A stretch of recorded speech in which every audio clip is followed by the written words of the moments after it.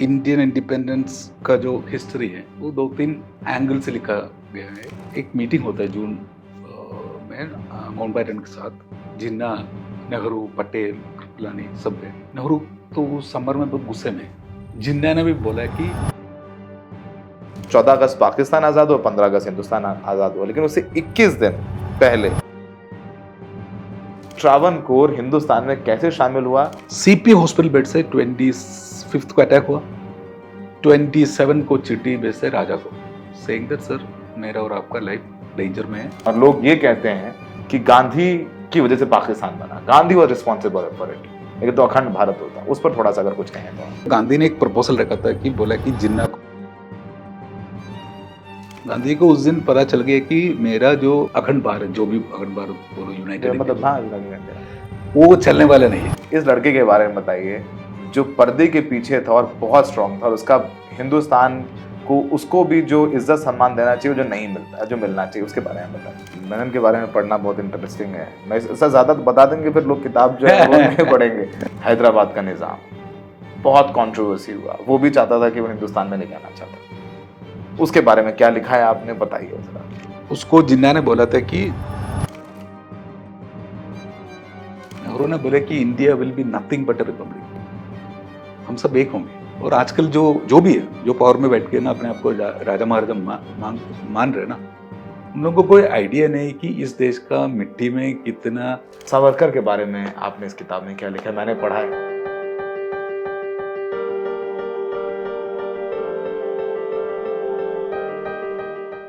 आदाब, नमस्कार। The red mic में आपका स्वागत है। मैं हूं सौरभ शुक्ला।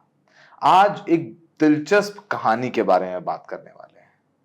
वो है हमारे देश हिंदुस्तान बनने की कहानी। आप जब 1947 के बारे में पढ़ा आपने, और जब भी पढ़ा तो पार्टीशन के बारे में पढ़ा आपने कि हिंदुस्तान पाकिस्तान बना, जाहिर सी बात है उससे बड़ी चीज कोई नहीं हो सकती। बहुत लोगों की जान गई, उससे बुरा कुछ नहीं हो सकता। लेकिन उस वक्त हिंदुस्तान भी बन रहा था। उन चीजों के बारे में फ्रीडम ऑफ मिडनाइट जैसी किताबों में जिक्र हुआ, लेकिन वो तमाम कहानियां जो आपने नहीं सुनी। 500 से ज्यादा रियासतें थीं जो सपना देख रही थीं कि वो इंडिपेंडेंट हो जाएं। आज जिस केरला को आप जानते हैं वो त्रावणकोर के रूप में जाना जाता था उसे, और वो भी अलग मुल्क बनने के सपने देख रहा था। कैसे उन्हें हिंदुस्तान में मिलाया गया, क्या कुछ हो रहा था, गांधी क्या कर रहे थे, नेहरू क्या कर रहे थे, सरदार पटेल क्या कर रहे थे, ब्रिटेन में क्या हो रहा था, और उस बीच सावरकर ने क्या किया। ये सारी कहानियां बेहद दिलचस्प तरीके से मशहूर सीनियर जर्नलिस्ट जोजी जोसेफ ने अपनी किताब बर्थ ऑफ अ नेशन में लिखी है। ये किताब अमेजॉन पर और भी अवेलेबल है, फ्लिपकार्ट पर भी अवेलेबल है, नजदीकी बुक स्टोर्स में भी अवेलेबल है। और आप अगर इस किताब को नहीं पढ़ रहे हैं तो आप काफी कुछ मिस कर रहे हैं। अगर आप इस देश को समझना चाहते हैं, इसकी डाइवर्सिटी को समझना चाहते हैं, और आज हम हिंदुस्तान है तो कैसे हैं वो समझना चाहते हैं, जानना चाहते हैं, तो किताब पढ़िए। और खासकर वो बच्चे जो तैयारी कर रहे हैं सरकारी नौकरी का, यूपीएससी करने का, और वो लोग जिन्हें दिलचस्पी है हिंदुस्तान में, उसकी डाइवर्सिटी में। जोजी जोसेफ के बारे में आपको बताते हैं, वरिष्ठ पत्रकार हैं, द हिंदू में, टाइम्स ऑफ इंडिया में काम किया। इनकी इन्वेस्टिगेटिव रिपोर्ट्स बहुत शानदार रही हैं। इन्हें रामनाथ गोयनका अवार्ड, प्रेम भाटिया अवार्ड और बहुत सारे अवार्ड्स मिले हैं। और उन्होंने बहुत रिसर्च करके एक किताब लिखी है। इससे पहले इनकी 2 किताबें और आ चुकी हैं, और अब भी वो कॉन्फ्रेंस मीडिया के फाउंडर हैं। बहुत शानदार जबरदस्त क्रिएटिव काम कर रहे हैं, और हमारी फ्रेटर्निटी से हैं, पत्रकार हैं। तो हमें लगा कि इनके साथ बात करना चाहिए, इस किताब के बारे में बात करना चाहिए। और बहुत दिलचस्प किस्से हैं, और वो किस्से भी उन्होंने इस तरीके से लिखे हैं कि जैसे नानी दादी हम लोगों को कहानियां सुनाती थी ना एक कैरेक्टर को लेकर के, वैसे ही कैरेक्टर को लेकर के उन्होंने कहानी बताई। और मैं अभी शुरू होने से पहले हम बात कर रहे थे कि गांधी जी के बारे में भी जो उन्होंने बताया वो भी बड़ा दिलचस्प तरीके से बताया है इस किताब में। तो शायद एक पत्रकारी कर सकता है। Sir, thank you for coming to our studio and giving us time on this किताब। पहले तो किताब के बारे में थोड़ा सा आइडिया हमने दिया, इस किताब के बारे में बताइए क्या है इस किताब में। किताब जो है एक्चुअली क्योंकि हमारा जो इंडियन इंडिपेंडेंस का जो हिस्ट्री है वो 2-3 एंगल से लिखा गया है। एक तो है British documentation, transfer of power papers, Mountbatten diary etcetera etcetera. दूसरा जो है हमारा फ्रीडम फाइटर्स जो है ऑलमोस्ट एक्सेप्ट पटेल सब पत्रकार थे। गांधी जी ने 4 अखबार शुरू किया, नेहरू ने नेशनल हेराल्ड शुरू किया, अंबेडकर ने 4 शुरू किया, हर मतलब दे वर डॉक्टर्स, जर्नलिस्ट, लॉयर जो भी था, बट सब पत्रकार थे, है ना। तो हमारा उनका काफी डॉक्यूमेंटेशन डायरीज, नोटबुक से मिलता था। तीसरा जो है उन दिनों का काफी इंटरनेशनल मीडिया का कवरेज मिलता है, तो ये सब सोर्सेस है। फिर भी क्या हुआ कि जून 1947 में एक मीटिंग होता है जून में माउंटबेटन के साथ, जिन्ना, नेहरू, पटेल, कृपलानी सब है।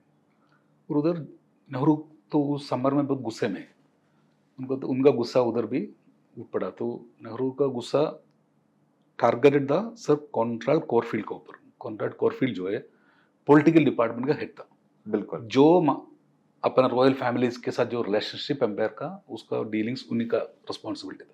पटियाला महाराज के साथ, त्रावणकोर के साथ, जूना के साथ, भोपाल के साथ, निजाम के साथ, सबके लाइजनिंग वही करते थे। और उनके साथ उनका रेसिडेंस होता था अलग अलग इंडिया के कॉर्नर में। तो नेहरू का गुस्सा इसीलिए आया कि बोला कि आप पिछले कुछ हफ्तों से आपका डिपार्टमेंट का डॉक्यूमेंट सब जला रहे हो, आप कौन होते जलाने वाला, ये हमारा हिस्ट्री है, आप हैंड ओवर करिए, है ना। वो आर्ग्यूमेंट शुरू हो गया और माउंटबेटन चुपचाप बैठा। और वो आर्ग्यूमेंट जब कुछ देर के बाद जिन्ना ने भी बोला कि, और शायद जिन्ना आखिरी बार नेहरू के साथ कुछ एग्री कर रहा था, किसी बात पे इत्तेफाक रख रहे थे, एक पेज पे थे, हाँ कर रहे थे, बोले कि नेहरू सही बोल रहे हैं कि अभी जो है हम इंडिपेंडेंट होने वाला है, let our people deal with maharajas and their families, and that is a day when they agree to set up states department. Patel और नेहरू तो गुस्सा वाला है, तो माउंटबेटन ने कैसे मैनेवर करके पटेल को मिनिस्टर बना दिया उसका। और वीपी मेनन जो उनका साथ जो ऑफिशियल था, बड़ा वो भी एक पूरा कैरेक्टर है, लीगल एडवाइजर एक तरीके से, हाँ माउंटबेटन कॉन्स्टिट्यूशनल एडवाइजर था, तो वो बंदा अलग तरीके के बंदे, वो तो बाद में बात करेंगे। तो डिपार्टमेंट बन गया, वो जो डिपार्टमेंट बन गया, वो जो उनका फाइलिंग पूरा इंडियन ऑफिशियल्स का था, वो फाइल्स कभी ऑर्गेनाइज तरीके में कंपेल नहीं हुआ, कभी डिक्लासिफाई नहीं हुआ था। कुछ 10 साल पहले डिक्लासिफाई होना शुरू हो गया था, तो मैं उसी टाइम उस फाइल्स को पढ़ना शुरू हो गया, तो मुझे पता चल गया कि बहुत ड्रामेटिक, काफी ड्रामा हुआ था। इंडिया जो है, इंडिया बाल्कनाइज होने का काफी नजदीक आ गया था, बहुत टुकड़े टुकड़े हो जाते होने वाला था, टुकड़े टुकड़े। मतलब 25 जुलाई को ट्रावनकोर में एक मिलिटेंट ने उधर का दीवान सर सीपी के ऊपर हमला किया, चाकू से, शायद चाकू से। वो हमला जो है आज भी ट्रावनकोर में लोग बोलते इम्पोर्टेंट है, बट लोकल हिस्ट्री है। बट जब हम नवाब भोपाल का डॉक्यूमेंटेशन, निजाम का अंदर का डॉक्यूमेंटेशन और माउंटबेटन का पेपर्स देखेगा, तो वो अटैक का इम्पैक्ट बहुत बड़ा था, क्योंकि जो सर सीपी था वो इन सब का एडवाइजर भी था इनफॉर्मली। इन लोग पूरा प्लान कर रहे थे कि अपना अपना इंडिपेंडेंस। ठीक है सर, मैं ये आपसे मैं निकालता हूँ कैसे निकालना है। चूंकि अब शुरू हो गया, अब नाउ थोड़ा गर्मी आ गई और थोड़े हमारे दर्शकों को भी आइडिया मिल गया, क्योंकि 15 अगस्त 14 अगस्त पाकिस्तान आजाद हुआ, 15 अगस्त हिंदुस्तान आजाद हुआ, लेकिन उससे 21 दिन पहले तो रस्साकसी शुरू हो गई थी, कौन कहां जाएगा। जूनागढ़ को ब्राइब कर रहा था पाकिस्तान, हिंदुस्तान भी कोशिश कर रहा था, वहां आर्मी भी भेजी, शायद भेजने वाले थे पटेल, वो सब कुछ है। लेकिन इन सब चीजों के बारे में बात हुई है, लेकिन हम बात करते हैं एक चैप्टर के बारे में, जो शायद पहला ही चैप्टर है इस किताब में, वो है ट्रावनकोर के बारे में, केरला के बारे में। ट्रावनकोर आपने सुना होगा, आप पद्मनाभ स्वामी मंदिर जानते होंगे। वो चाहते थे कि वो हिंदुस्तान से अलग मुल्क बनाए। सर अब बताइए बैकग्राउंड में कि ट्रावनकोर हिंदुस्तान में कैसे शामिल हुआ, और वहां के दीवान बहुत इन्फ्लुएंशियल थे, पावरफुल थे, जो वहां की पूरी जो राजा और उनके परिवार को काफी काफी इन्फ्लुएंस करते थे, और उन्होंने ही कह रखा था कि हम अलग मुल्क बनाएंगे। आप बताइए उस कहानी के बारे में। तो उस समर में जो है उधर का जो दीवान है सर सीपी रामास्वामी अय्यर, वो चेन्नई का, मद्रास का लॉयर था। वो पहले रॉयल फैमिली को कुछ लीगल केस में एडवाइस किया था, फिर वो ट्रावनकोर आ गया था, पहले एडवाइजर बन गया, फिर बाद में दीवान बन गया। वो बड़ा स्मार्ट एडमिनिस्ट्रेटर था। ट्रावनकोर को उनका अंडर जो है 10-12 साल में उसमें surplus economy, modernisation, transport buses, मतलब ट्रावनकोर तो एक अलग लेवल पर जा रहा था। और उसका जो है मोनासाइट वगैरह के जो डिपॉजिट्स थे, क्योंकि सेकेंड वर्ल्ड वॉर में न्यूक्लियर बॉम्ब गिरा दिया, बिल्कुल। तो हमको पता चल गया जो प्रेशियस मेटल्स का वैल्यू। तो वो सब यूज करके ये बंदा ट्रावनकोर को एक इकोनॉमिक पावर हाउस बना रहा था। बहुत पैसा है ट्रावनकोर के पास, मंदिर मंदिर पद्मनाभ भी स्वामी है, और ये मंदिर सब। में उतना पैसा हमको बाद में पता चल गया, वो तो बाद में पता चला, बट या ट्रावनकोर के पास ऑलरेडी बहुत पैसा था। तो इन लोगों ने अमेरिकन मॉडल कॉन्स्टिट्यूशन बना दिया कि दीवान प्रेसिडेंट होगा, महाराजा जो है टिटुलर हेड होगा, और बाकी सब और अपना करेंसी सब कुछ तैयार करते हैं। वो पूरा तैयारी चल रहा है, अपना करेंसी बनाएंगे, अपना कॉन्स्टिट्यूशन बनाएंगे, बना दिया, कॉन्स्टिट्यूशन बना दिया अपना झंडा सब कुछ। और अपना डिप्लोमेट्स को भेजना शुरू कर दिया। पाकिस्तान में एक को भेज दिया, जिन्ना ने एक्सेप्ट कर दिया उसको। दिल्ली के लिए भेजा तनहूर ने वापस बोल दिया कि बोले चल जाओ, एक्सेप्ट नहीं किया एनीवे। और अपना एमओ एग्रीमेंट शुरू कर रहे हैं जापान के साथ, यूके के साथ, इधर उधर no agreements for transportation this that. और उन्होंने ये बोला कि अपना लेटर्स में, अपना पब्लिक स्पीचेस में सीपी ने यही बोला है कि देखो ट्रावनकोर का ना मैं सी फ्रंट हूँ, मेरा सिर्फ एक छोटा सा माउंटेन एरिया जो डिफेंड करने का है वो मैं डिफेंड कर लूँगा, मेरे पास सोल्जर्स है। और ट्रावनकोर जो है थाईलैंड से भी बड़ा, हम एक बड़ा यूरोपियन कंट्री का इक्वल है, तो हम भी if they can be independent, हम भी इंडिपेंडेंट हो सकते हैं। तैयारी चल रहा है। और 25 जुलाई जिस दिन हमारा किताब शुरू होता है, वो बड़ा इंटरेस्टिंग डे है, क्योंकि वो दिल्ली में नरेंद्र मंडल जो चेंबर ऑफ प्रिंसेस जो बोलता है, जहाँ ऑल द रूलिंग फैमिलीज का मीटिंग है, वो पहले बार और आखिरी बार माउंट बैरन उससे मिल रहे हैं, नरेंद्र मंडल से, हमारा पुराना पार्लियामेंट बिल्डिंग में। तो सुबह नहीं दोपहर को मीटिंग होता है, तो काफ़ी रूलर्स आता है, और उस मीटिंग में माउंट बैरन उनको ऑफिशियली बोलता है कि आप इंस्ट्रूमेंट ऑफ एक्सेशन साइन कर लीजिए, और आपको सिर्फ फॉरेन अफेयर्स, डिफेंस और कम्युनिकेशन के बारे में इंडिया के साथ कोलैबोरेट करना है, बाकी सब आपको ऑटोनॉमी है। मीटिंग चल रही है, बट उस मीटिंग में कुछ लोग गायब है।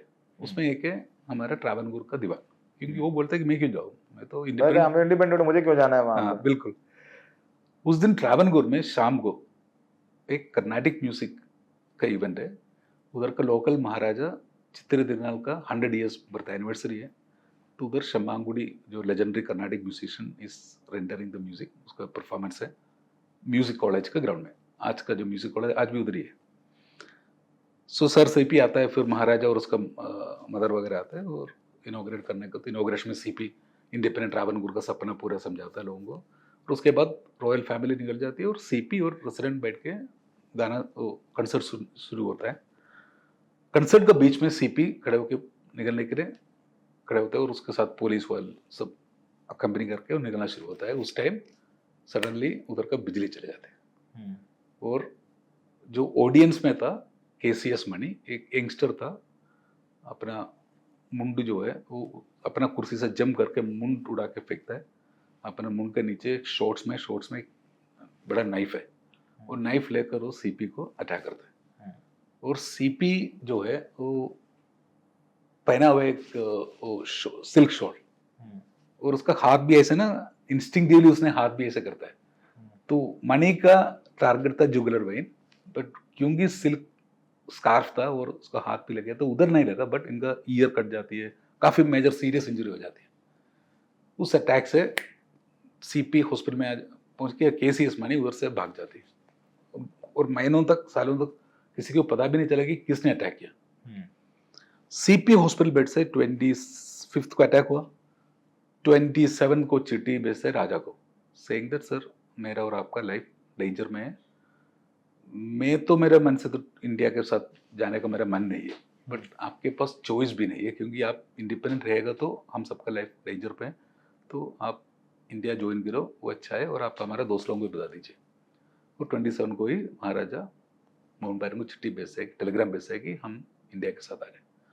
If that attack had not happened and then जैसे अटैक हुआ, नवाब भोपाल जो है, वो ये सब जो इंडिपेंडेंट प्रिंसली स्टेट्स को जो कोऑर्डिनेट कर रहे हैं, भोपाल का नवाब है हमीदुल्ला, वो चिट्ठी भेजे माउंट बैरन को कि saying that A sir CP हमारा चीफ एडवाइजर है, ये कांग्रेस का कॉन्स्पिरेसी है, और हम बाद में आएंगे, निजाम का एक मिनिस्टर है जो उधर से सीक्रेट इंफॉर्मेशन दिल्ली भेज रहे हैं, उसका चिट्ठी में भेजा है, ये लिखा हुआ है कि सर सीपी हैदराबाद का थ्रू आए थे, वो एयरपोर्ट में उतरे और निजाम का पूरा कैबिनेट उनसे मिलने के लिए उधर चला गया था। वो इतना इंपॉर्टेंट आदमी है, मतलब CP was that powerful. That powerful. मतलब बेसिकली वो अपने साथ हम तो सनम जा ही रहे थे और अपने साथ 10-12 को भी ले ही जा रहे थे। ले जा रहे थे। और जुनगढ़ का महाराजा ने इनके एफर्ट्स के लिए 3 लाख रुपए कंट्रीब्यूट डोनेशन भी दे दिया था ये पूरे तो एफर्ट। अगर हम लोग we should be thankful to mister Mani कि उन्होंने अटैक किया और सीपी हॉस्पिटलाइज्ड हो, उनको लगा कि अब उनकी जान जा सकती है और उन्होंने ये बड़ा बहुत बहुत इंपॉर्टेंट मोमेंट है। और मुझे लगता है कि केसीएस मनी को जो रिकॉग्निशन मिलना चाहिए था, मिला नहीं, क्योंकि हम जो इंडिया का फाइनल फेस ऑफ इंडिपेंडेंस में हम नॉन वायलेंस, गांधी जी का फेम का और इन्फ्लुएंस में था। वो सब भी जरूरी था सर। मतलब बिल्कुल मुझे लगता है बिल्कुल, वो बहुत जरूरी था। जो बहुत गांधी जी जरूरी ने किया ना, देखो ना, अपना अपना इंडियन सिविलाइजेशन, हिंदू बिलीफ का अंदर एक कॉन्सेप्ट है अहिंसा। अहिंसा। अहिंसा जो है एक हिंदुइज्म का बड़ा कोर कॉन्सेप्ट है। उसको अहिंसा को निकाल के दुनिया का सबसे बड़ा एम्पायर के खिलाफ सबसे पावरफुल वेपन बना दिया और पूरा दुनिया का ही सिर बदल दिया। सिर्फ इंडिया का नहीं, इंडिया के बाद almost 40 Nations around the world emerge through non violent protest. Sir मैं बस एक थोड़ा सा मैं डिविएट कर रहा हूँ क्योंकि आपने गांधी की बात करी। Gandhi is my favourite character. I am like huge, I am very much influenced by him and I believe कि आप जब लड़ाई करते हो, जरूरी नहीं कि लड़ाई आप हाथ पैर, आप अपने अंदर से भी लड़ते हो। लड़ाई गांधी ने लड़ी, क्योंकि हिस्ट्री की बात कर रहे हैं सर। गांधी बहुत पॉपुलर है, बहुत प्यार करते हैं लोग गांधी से, लेकिन गांधी हमारे मुल्क में जो हमारा राइट विंग है, या जाहिर सी बात है कि नाथूराम गोडसे ने गांधी जी की हत्या की और कई किताबें उस पर हैं और बहुत डिटेल बात है, पूरे ट्रायल के डॉक्यूमेंट्स हैं। पर हमारी जो यंग जनरेशन है उसको पता नहीं है कि गांधी क्या थे। और गांधी ने खुद कहा था कि उनके जो बिरला हाउस में जो उनको सुनने आते हैं लोग, जो उनसे मिलने आते हैं, उनकी चेकिंग नहीं होगी। Gandhi was that confident about his own countryman. तब भी उनको एक व्यक्ति ने या समाज के एक तबके ने बिट्रे किया और आज भी किया जा रहा है।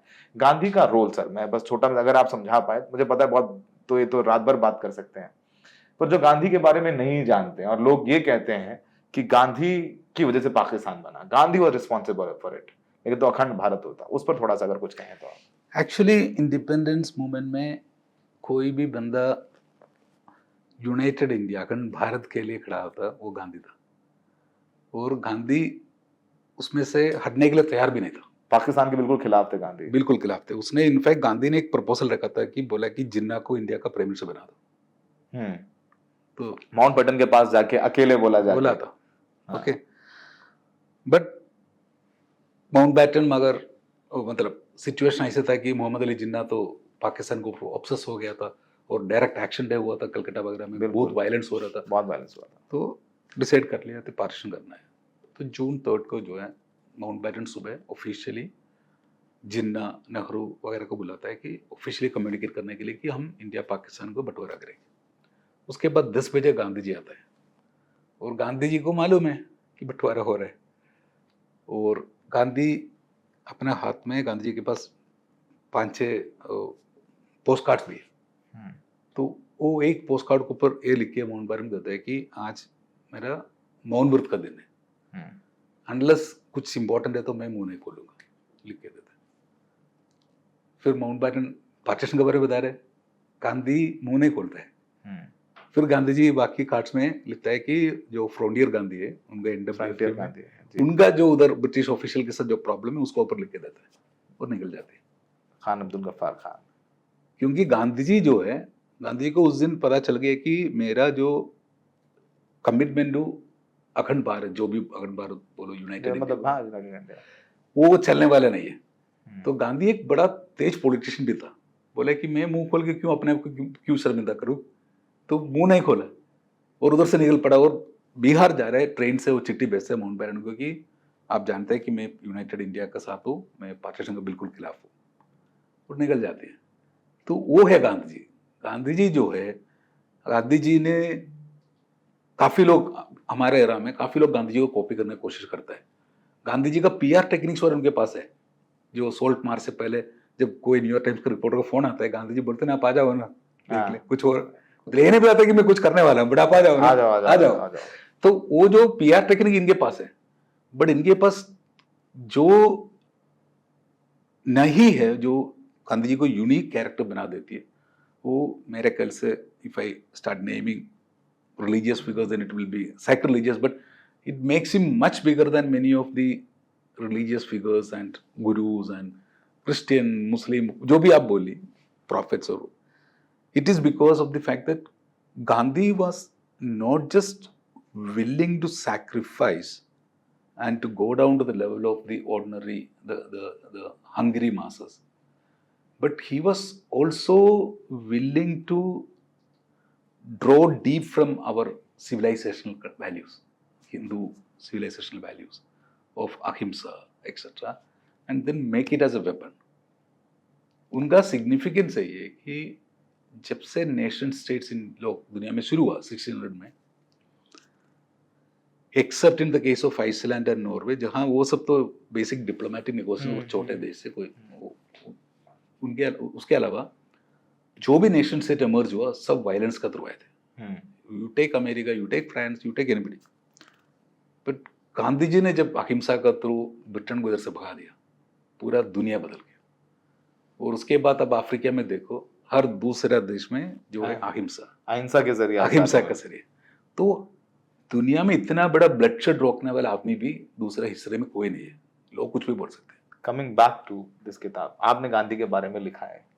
इस किताब में गांधी के बारे में आपने क्या लिखा है मुझे पता है, and I am very influenced with that. आपने इस तरीके से उनके बैकग्राउंड को बताया है कि देखो गांधी जी जो है काठियावाड़ का बच्चा था, मतलब वो उधर का प्रोडक्ट है जी.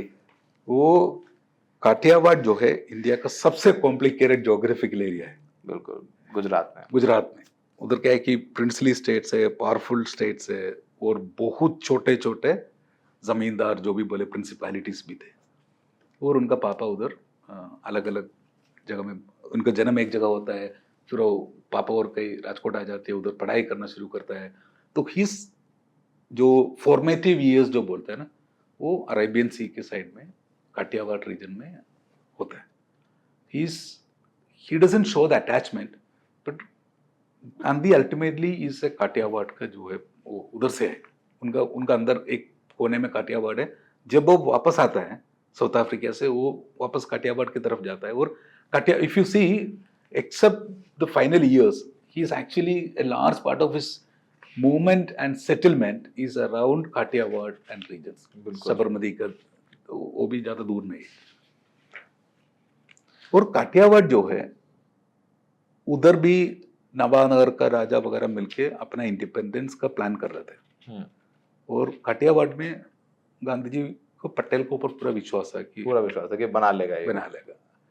और उधर जो ऑपरेशन हो रहा है ना, वो भी कमाल की चीज होता है, क्योंकि एक स्टेट्स डिपार्टमेंट में एक ऑफिसर है सीसी देसाई. वो सुभाष चंद्र बोस का क्लासमेट था कैम्ब्रिज में. सुभाष चंद्र बोस, सीसी देसाई और एक और दोस्त है, वो तीनों मिलके आईसीएस का एग्जाम क्लियर लिखता है, तीनों पास होता है. और तीनों डिसाइड करता है कि हम ज्वाइन नहीं करेंगे. और मतलब आईएएस बन गए, उन्होंने आईएएस ज्वाइन नहीं किया, समझ गए. बट देसाई के ऊपर फैमिली से इतना प्रेशर था कि वो फाइनली ज्वाइन कर लिया. और सुभाष चंद्र बोस ने मना कर दिया, क्योंकि आईसीएस ज्वाइन करने के लिए you have to write your loyalty to the British. Desai साहब जो इंडिया का फर्स्ट चीफ ट्रेड कमिश्नर बन के बॉम्बे में बैठा होता, उसको पटेल ने बोलते कि आ जाओ इधर, स्टेट्स डिपार्टमेंट के आपकी जरूरत है. वो बड़ा रिलक्टेंटली आता है, बट आने के बाद वो बन जाती है पटेल और वीपी मेनन का राइट हैंड मैन. और वो इन लोग जो है 2 लोगों को ढूंढ के निकालता है. एक का नाम है एमएन बुच, वो भी आईसीएस ऑफिसर था. वो पंजाब में सिविल सप्लाईज के इंचार्ज था. पंजाब ऑलरेडी केओस में थे, उधर खाने वाने का बड़ा प्रॉब्लम ऑलरेडी चल रहा था, तो बुच उसका बीच में था, बुच आने में टाइम लग गया. और एक बाने सिंह जी क्योंकि काठियावाड़ का उधर से, उनको उधर वैसे बोला कि क्वाइटली जाओ और काठियावाड़ को हमारे लिए सिक्योर करो. बट ये सब के बीच में जूनागढ़ इनके लिए जूनागढ़ जो है बहुत बड़ा सरप्राइज होता है. वो है 15 अगस्त सुबह पता चलता है कि वो पाकिस्तान ज्वाइन कर लिया. जूनागढ़ जी है ना, बाकी सब जगह. सो गांधी जी का जो काठियावाड़ के साथ, जो गांधी जी और पटेल का जो काठियावाड़ के साथ जो प्यार और उनका जो इन्फ्लुएंस है, वो बड़ा इंपॉर्टेंट फैक्टर है. क्योंकि if not for their commitment, specially Patel taking the lead in ensuring that Kathiawar is held together, I think Indian map would have been something else. और जो नवानगर महाराजा है, उनका बिजनेस पार्टनर है यूके में, कैंडल करके ब्रिटिश पॉलिटिशियन है. वो उधर एक ब्रिटिश नेवल वेसल को योट बना रहे 20 टन गोल्ड सोना स्मगल करने के लिए। क्यों स्मगल कर रहे हैं? नवानगर को वेपन्स खरीदने, लड़ने के लिए, इंडिया लड़ने से। के लिए। तो सर हम लोगों ने बात की, अब एक चैप्टर है जो इस किताब में बहुत दिलचस्प है, जिसके बारे में बहुत कम बात होती है, क्योंकि वो पॉलिटिशियन नहीं था, ब्यूरोक्रेट कह लीजिए, पढ़ा लिखा आदमी, लेकिन उसका जो रोल इंडिया को बालकान ना बनने को लेकर बहुत ज्यादा है। आपके चैप्टर 6 इसका नाम है बॉय फ्रॉम नोवेयर। इस लड़के के बारे में बताइए जो पर्दे के पीछे था और बहुत स्ट्रांग था, और उसका हिंदुस्तान को उसको भी जो इज्जत सम्मान देना चाहिए, जो नहीं मिलता है, जो मिलना चाहिए, उसके बारे में बताइए। ये है वीपी मेनन। वीपी मेनन जो है इंडियन इंडिपेंडेंस और जो आखिरी जो महीनों में उन सब में से एक यूनिक कैरेक्टर है। बचपन में वो उसको स्कूल टीचर के साथ गुस्सा आता है, वो अपना स्कूल को रात को जला देती है और भाग जाती है उधर से। वो पहुंच जाते हैं कोलार में, गोल्ड फील्ड में, और माइनर बन जाती है। फिर उधर कुछ महीनों के बाद वो छोड़ के बॉम्बे पहुंच जाती है। बॉम्बे में सड़कों में कपड़ा बेचना शुरू करता है। फिर वो भी छोड़ के फिर शिमला पहुंच जाती है, उधर टाइपिस्ट बन जाती है ब्रिटिश एम्पायर में। वो टाइपिस्ट उधर से इतना मेहनती और इतना तेज, इतना शार्प है वो बंदा। बाई 1940s ब्रिटिश एम्पायर का सबसे इम्पोर्टेंट इंडियन ऑफिशियल बन जाती है और वाइसरॉय का कॉन्स्टिट्यूशनल एडवाइजर। मेनन जो है 47 में माउंटबैटन को बेचता है एटली। तो जब माउंटबैटन इधर आता है, उनको अपने ब्रिटिश ऑफिसर्स माउंटबैटन को बताता है कि देखो मेनन बंदा तो अच्छा है, इंटेलिजेंट है, बट वो कांग्रेसी है, थोड़ा सा ध्यान रखना। तो वो पहले मीटिंग्स में वो मेनन को बुलाता नहीं, उससे कंसल्ट भी नहीं करता है। बट माउंटबैटन आप खुद कैबिनेट मिशन का ऊपर माउंटबैटन अपना एक बड़ा मॉडल बेवकूफ़ी प्लान बनाता है। वो जब उसको वो प्लान जब पता चला था कि माउंटबैटन प्लान कायम होने वाला नहीं है, वो वापस जाके मेनन के पास जाता है कि भाई बताओ, मदद करो क्या करो। तो मेनन जो है इतना तेज है कि वो 1946 है इन से वो सोच रहे कि फ्यूचर क्या होगा इंडिया का, और वो सोच के उस टाइम से पटेल से बड़ा करीबी था जी। और उसने जो है प्लान जो है मेनन प्लान बनाता है। इसमें इंडिया और पाकिस्तान अलग है, और महाराजाओं के साथ कैसे डील करना है, और पूरा प्लान बना के वो Menon plan actually finally that is the plan that made India और पाकिस्तान। और उसमें एक चीज जो जिसमें काफी लोगों ने अटेंशन कभी किया नहीं, जो मेनन ने 50s में लिखा हुआ है कि क्या हुआ है कि आप जो 565 प्रिंसली स्टेट्स है, दुनिया का सबसे बड़ा कलेक्शन ऑफ हेरिडिटरी पावर है, और छोटा मोटा नहीं है, दुनिया का सबसे रिचेस्ट निज़ाम है, रिचेस्ट आदमी है दुनिया का, टाइम मैगजीन बोल रहा है। और बड़ौदा जो है वो बकिंगम पैलेस से 3 गुना बड़ा पैलेस बना के बैठा है उधर। और अब ट्रैवनकोर देख लीजिए, अब जो भी ले लीजिए, जूनागढ़ देख लीजिए, लखनऊ में नवाबों के पास बहुत पैसा था, है ना। और उनके पास सेकेंड वर्ल्ड वॉर से बड़ा सीजन मिलिट्री फाइटर्स भी वापस आए, अपना सोल्जर्स पूरे तैयार है। तो मेनन पटेल को बोलता है कि सर ऐसा है कि हम ना सिर्फ डिफेंस, एक्सटर्नल अफेयर्स और कम्युनिकेशन का बात करेंगे इन लोगों से, और ये स्ट्रैटेजी हमारा, बट ये स्ट्रैटेजी हम कहीं पेपर में लिख के रखेगा तो उनको पता चल जाएगा। तो ओवरऑल बोलते हैं पटेल को कि आप नेहरू से इसका अप्रूवल ले लीजिए कि हम सिर्फ ये 3 चीज का मांग करेंगे। तो वो 3 चीज से कोई राजा मना नहीं कर सकते, मेजोरिटी। तो पटेल जाके नेहरू को बोलते हैं कि यही हमारा आइडिया है, आप ओवरऑल अप्रूवल दे दीजिए, और नेहरू ओवरऑल अप्रूवल दे दीजिए।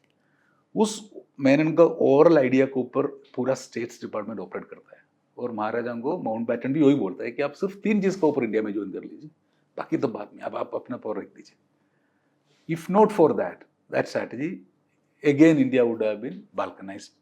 I mean, we had a significant chance of balkanization. तो मेनन के बारे में पढ़ना बहुत इंटरेस्टिंग है। मैं इससे ज्यादा तो बता देंगे फिर लोग किताब जो है वो नहीं पढ़ेंगे। मुझे लगता है किताब, क्योंकि I have become a cheerleader of this book because I quite liked it. बहुत जबरदस्त किताब है सर। अगले, क्योंकि मैं आपको थोड़ा बता के छोड़ देता हूं ताकि लोगों को लगे सर एटलीस्ट इसी बहाने, क्योंकि ये तो कंज्यूम करते ही हैं लोग, क्योंकि आजकल के जो युवा हैं वो उनका ज्ञान का स्रोत, उनका ज्ञान का जो कोर है या जहाँ से उनको ज्ञान मिलता है वो Instagram, YouTube, reels, shorts, Snapchat है। तो वो सब हम ही लोगों की बातों से जान जाएंगे तो किताब नहीं पढ़ेंगे।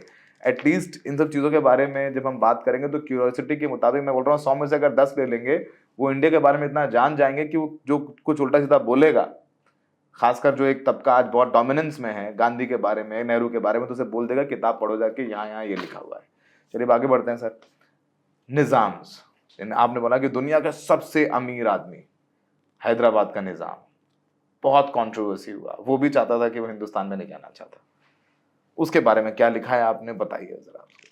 देखो, निजाम अकॉर्डिंग टू टाइम मैगजीन वगैरह दुनिया का सबसे अमीर आदमी है। अमीर मतलब ब्रिटिश राजा से बड़ा अमीर है, क्योंकि उसका उधर गोलकोंडा माइंस है, डायमंड सारे, और उसका गंदा सा, he was quite a dirty guy, मतलब उसका गंदा सा टेबल पे जैकब डायमंड पेपर वेट था, उतना अमीर था आदमी। मतलब उसका पेपर वेट था वो डायमंड था। डायमंड।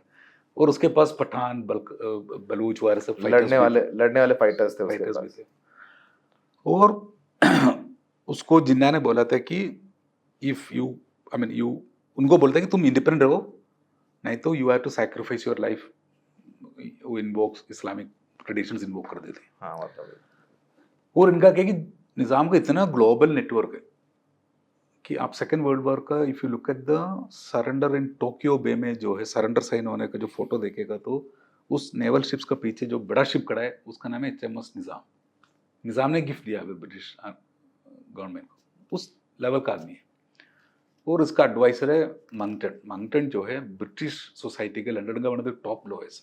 वो क्या नाम बताया सर फिर से? मंगटन। मंगटन। वो निज़ाम का हैदराबाद में आके एडवाइस कर रहे हैं। एडवाइजर है तगड़ा, गोरा है? गोरा, ठीक है। और इनका जो है लोग लंदन में बेस्ड है, पेरिस में है, लोग है, सब जगह इनका लोग है। तो इस आदमी जो है जून 12 तारीख को फरमान निकाल देते कि निज़ाम हैदराबाद इंडिपेंडेंट रहेगी, और उसके बाद ट्रावनकोर इंडिपेंडेंस डिक्लेयर कर देती है। वो भोपाल, इंदौर, जूनागढ़ ये सब प्लान कर रहे हैं, सब अपने इंडिपेंडेंस का प्लान कर रहे हैं। बड़ौदा जो ऑफिशियली बोला था कि मैं हूं पहले इंस्ट्रूमेंट ऑफ एक्सेशन साइन करने वाला राजा, वो भी कुछ दोबारा सोच रहे कि क्यों इंडिया क्यों क्या मैंने इंडिया ज्वाइन किया, मुझे इंडिपेंडेंट हो जाता। हाँ। वो भी गायब हो जाते अगस्त का फर्स्ट वीक में। तो निज़ाम जो है प्लान बना रहे, और निज़ाम अपना आर्मी चीफ को यूरोप भेज रहे वेपन्स खरीदने के लिए, और जिन्ना से एडवाइस ले रहे, ये सब चल रहे, और अपना इंडिपेंडेंस का पूरा काम चल रहा है, मतलब इंडिपेंडेंट नेशन है। तो उसका जो आखिरी दिनों में जुलाई में जब it was clear that Nizam is going to be independent, उनका कैबिनेट में से एक आदमी निकलता है, वो सीक्रेट केबल्स दिल्ली में भेजना शुरू करता है। पहले केबल सीधा भेजते हैं गोपाल स्वामी अयंगर, तो बट उसी टाइम उनको पता, जैसे वो केबल भेजने के बाद उनको पता चल जाती है कि यार मैं गलत किया, क्योंकि निज़ाम का सेंसरशिप और मॉनिटरिंग चल रहा है, पता चल जाएगा। तो फिर उसने क्या किया, उसका एक दोस्त है अशोका रोड पे दिल्ली में, उनके नाम पर केबल भेजना शुरू करता है, हर रोज का अपडेट। और केबल वो दोस्त मतलब वो बेसिकली जो निज़ाम प्लान कर रहा है वो इंडिया को बताता था दिल्ली में, ऑलमोस्ट रियल टाइम कमेंट्री दे रहे हैं कि आज इधर से हमारा प्राइम मिनिस्टर निकल चुका है, उसका स्ट्रैटेजी होगा, आपसे आके दरार का बारे में ये मांगेंगे, ये पैसा मांगेंगे तो तैयार हो जाएगा, आप ये कर लीजिए। वो पूरा स्ट्रैटेजी लाइक। क्या नाम था उनका सर? अरवुमुडु अयंगार। अरवुमुडु अयंगार। और अयंगार मजे की बात बोलो, और हमारे इतना बड़ा सैक्रिफाइस लोगों ने किया ना कि उनका खुद का फैमिली को नहीं मालूम था कि अयंगार ने इतना बड़ा रिस्क लिया था उस पीरियड में। जब हमको ये पेपर पूरा मिल गया, हमको कंफर्म हो गया कि अयंगार था जो एक्चुअली में अगर निज़ाम आए इंडिया में, उसके पीछे सारी इंफॉर्मेशन दे करके उनको लाने वाला, उसमें से एक सबसे इंपॉर्टेंट, एक नहीं बोल सकते, और भी बाद में आएगा, बट अयंगार उस पीरियड में बहुत क्रूशियल रोल था। सारी खबरें जो है वहां की जो प्लानिंग थी वो दिल्ली को बताता, जुलाई अगस्त उस पीरियड का। तो हमने 3-4 रिसर्चर्स को हैदराबाद भेजा, निज़ाम का एक्सपर्ट से मिला, कोई जानता नहीं था अरवुमुडु अयंगार को। फाइनली हमारे अभी एक रिसर्चर है रिया, उसने ना अमेरिका में एक जीनोलॉजी साइट में एक अरवुमुडु अयंगार को फैमिली को लोकेट किया। तो उसमें से एक एकेडमिशियन से रीच आउट किया, उसने कंफर्म किया कि हाँ हमारा फैमिली है, वैसे ही अरवुमुडु अयंगार है। फिर मैंने उनका ग्रैंडसन से बात किया, जयंत, वो अभी भी अमेरिका में है, तो जयंत इतने इमोशनल हो गया क्योंकि उनको नहीं मालूम था कि उनका ग्रैंडफादर ने इतना बड़ा सैक्रिफाइस किया था, इतना बड़ा risk किया उनके ग्रैंडसन को आपने लोकेट कर लिया अमेरिका में। अमेरिका में। जब हमने स्टोरी सुनाया उनको विश्वास नहीं हो रहा था कि आप उसका ग्रैंडफादर ने इतना बड़ा हीरोइज्म किया था। ये हमारे देश का बहुत बड़ा चीज है। हजारों लाखों लोगों का जो ऑर्डिनरी लोग हैं, आप और हम जैसे लोग, उनका हीरोइज्म के ऊपर बनाए हुए रिपब्लिक या डेमोक्रेसी। ठीक है, हम इम्परफेक्ट है, काफी प्रॉब्लम्स है, बट इससे बड़ा पॉजिटिव ह्यूमन एक्सपीरियंस दुनिया में कभी नहीं हुआ। पिछले 70,000 ईयर्स का आपका ह्यूमन हिस्ट्री ले लीजिए, इतने डाइवर्स लोग एक साथ आके अहिंसा का नाम पर एक साथ आके बोलते हैं कि हम रिटर्न कॉन्स्टिट्यूशन का अंडर लॉफुली जिएंगे, और उससे वो उसका जो बाकी नेगेटिव्स, अब we can talk about the negatives, but इससे बड़ा पॉजिटिव ह्यूमन मूवमेंट कभी नहीं हुआ। और उसके लिए उसको उस एक्सपेरिमेंट रियलिटी होने के लिए जो गांधी, नेहरू, पटेल वगैरह ने जो कंट्रीब्यूट किया, वो जिसे आजकल लोग बैठ के, छोटे छोटे लोग बैठ के उनको ऐसे असेस करता है कि जैसे कोई हाँ, मतलब एक पड़ोस का लड़का है, लड़का है, ऐसे बोल देंगे कुछ भी। आप देखो नेहरू जो है, नेहरू के ऊपर लोग आजकल काफी बात करते हैं, बट आप जानते हो 1946 दिसंबर में जब कॉन्स्टिट्यूंट असेंबली का कॉन्स्टिट्यूशन हुआ था, Nehru moves the first resolution, the purpose of the assembly. उसमें डेमोक्रेसी वर्ड यूज नहीं किया। नेहरू ने बोले कि India will be nothing but a republic, हम सब एक होंगे, इधर कोई राजा महाराजा नहीं होंगे, सब बराबर होंगे। हाँ, सब बराबर होंगे। और बोला कि democracy is given, India will be democracy, that's given, but Republic होंगे, राजा महाराजा नहीं होंगे।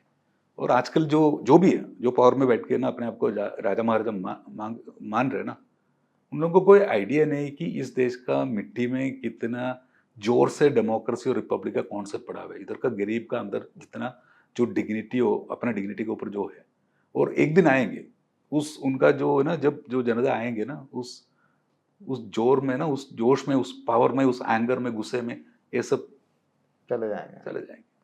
एक और सर कैरेक्टर है, वो आखिरी बात हम कर रहे हैं, उसके बाद लोग किताब पढ़ें और समझें। सर, इस किताब में हमने सावरकर का भी जिक्र किया है। बहुत he talked about character of Indian history, Indian modern history. Savarkar किसी का विलन, किसी का हीरो, अगर एक लाइन में हमें लिखना हो तो। सावरकर के बारे में आपने इस किताब में क्या लिखा है? मैंने पढ़ा है और मैं उस पर चाहता हूं कि आप ही प्रकाश डालें, और आपको क्यों लगा कि सावरकर के बारे में भी लिखना चाहिए जब आप लिख रहे हैं बर्थ ऑफ अ नेशन के बारे में? सर देखो, उस समर में इंडिया का कौन इंडिया के लिए था, कौन इंडिया के खिलाफ था, मैं वही ढूंढ रहा था। और सावरकर जो है हमारा हिस्ट्री के एक ट्रैजिक फिगर है, क्योंकि as a young man Savarkar was quite heroic. When you read Ghadar movement and all, you know, he was an inspiration for. But 47 में, 45 से ऑनवर्ड्स, 47 जब फाइनली इंडिया का जो फ्रीडम आने वाला था, Savarkar is very actively, along with Hindu Mahasabha, they are very actively supporting Hindu princely states. जब ट्रावनकोर अपना इंडिपेंडेंस डिक्लेयर कर देती है, उनको 2 टेलीग्राम आते हैं कंग्रेचुलेट करके, 2 मेजर टेलीग्राम से। उसमें एक जिन्ना का बोलते हैं कि कंग्रेचुलेशंस, आपका हम अपने आपके साथ बायलैटरल रिलेशनशिप बनाएंगे कि आप आजाद मुल्क हो गए। हाँ, और दूसरे आते हैं सावरकर का। तो सावरकर ने, ट्रावनकोर ने इंडिपेंडेंस डिक्लेयर कर दिया कि हम अलग मुल्क हैं, तो सावरकर ने उनको कॉन्ग्रेचुलेट किया, बोला है कि निज़ाम इंडिपेंडेंट हो सकते तो क्यों नहीं हमारा हिंदू महाराजा लोग भी इंडिपेंडेंट हो सकती है। और नॉट जस्ट टेलीग्राम, उसके बाद आप दिखेगा कि डजन्स ऑफ चिट्ठियां चल रहे हैं हिंदू महासभा का लीडर्स और सर सीपी जो दीवान ट्रावनकोर का, उसका बीच में। और हिंदू महासभा का लोग अपना न्यूज़पेपर शुरू करना मांग रहे दिल्ली में, उसके लिए पैसा मांग रहे हैं, और अलग अलग चीज के ऊपर कम्युनिकेशन चल रहे हैं। और हिंदू महासभा का और लीडर्स का भी, it is not just limited Savarkar. जैसे बड़ौदा का आप जानते हैं ना, सीता देवी और महाराजा का शादी, तो शादी के लिए सीता देवी ने, उसका दूसरा शादी था, पहले शादी एक आंध्र प्रदेश के एक लोकल उस लैंडलॉर्ड से था। उनसे डिवोर्स करने के लिए सीता देवी पहले मुस्लिम बन जाती है, फिर डिवोर्स तलाक करते, फिर वापस हिंदू बन के बड़ौदा का राजा से शादी कर देते। ये स्ट्रैटेजी कौन बनाता है? एक हिंदू महासभा का लोअर बनाता है।